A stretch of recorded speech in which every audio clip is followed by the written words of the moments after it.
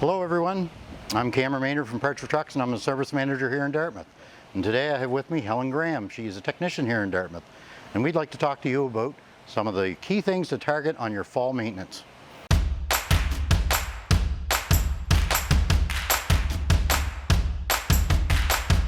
First and foremost, you have to be able to get into your vehicle. If you can't get in your vehicle, you can't drive your truck. And the number one reason you can't get in a vehicle is a frozen door lock. With a little lubrication, you shouldn't have that problem. One thing to remember, if you do happen to use lock de-icer when you are frozen out, always make sure to lube your locks again, because the de-icer will wash away any lubricant that you have in there. All right, next we're going to look at our batteries. If you don't have batteries, you don't have anything. You can't start the truck, you can't check your accessories, you can't do anything. First and foremost, you want to look at your connections. And as you can see, we've got some green corrosion. That is a perfect scenario where it's got to be cleaned and coated. The positive or the negative side looks very good, it's nice and clean, but it should also be taken apart and cleaned as well. If you've got corrosion in there, it creates a barrier for your amperage to go through. So when you've got your battery cables all apart and you've cleaned everything up, it's always a good idea to have your batteries load tested. If you're not equipped with a load tester, you should always take it to a qualified facility and have them check your battery for you. If you've got a 4-battery system and you take one out of the mix because it's got a faulty cell, you've taken 25% of your starting amperage away from you. So the next part we want to look at, save yourself a lot of headache down the road with lights and electrical accessories, is all your wire connections. Good opportunity to do it is in your fall maintenance. Go through your truck and look at any plugs. If there's any kind of Deutsch connectors or anything like that, you should always, good practice to pull them apart, clean them if need be, or just lubricate them with some good quality dielectric grease. This simple maintenance tip could save you hours and hours and hundreds of dollars just by doing this once a year. The next spot we want to start is with your heater controls.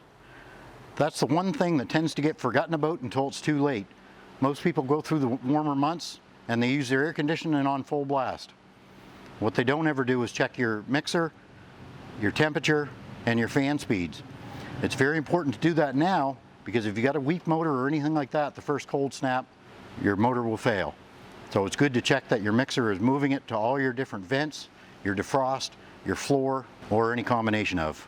Now that we're up under the hood around the power plant, it's a great opportunity to check all your belts and hoses. Have a look at all your hoses. Make sure the clamps are tight. Make sure there's no weather cracking, no leaks, no distortions, no kinks. Anything that could potentially cause you an issue down the road. If you're happy with all those, move on to your belts and make sure their condition is good. You're going to check for fraying, weather cracks. Have a look at your tensioners. Make sure that the belts are tight, and if they're tight, typically, your springs will be okay. Most important part of your air system is your compressor. You want to check to make sure it's functioning properly. Easiest way to do that is by pumping the brakes down until you hit about 50 psi or cut in pressure for your compressor.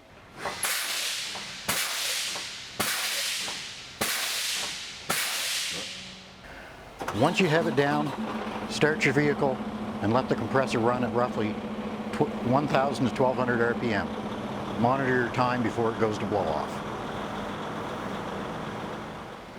So after you've done your blowdown test and ran your compressor up to blow off at 125 to 130 pounds, based on your manufacturer, it's always a good idea to have a look at your air tanks. Your air tanks will tell you a lot about what's going on in your air system. When you pull your air drains, always look to see what comes out. If you've got water, you've got an issue. If you've got oil, you've got a bigger issue. Typically oil can sometimes mean a compressor issue. Water can mean an air dryer is not working properly. Moisture's been introduced into your system somewhere. So ideally, when you pull your drains, you want air to come out and no moisture. One part of your air system not to neglect is your air dryer. Check it to make sure all the components are functioning properly. If it's equipped with a heater, make sure that's working.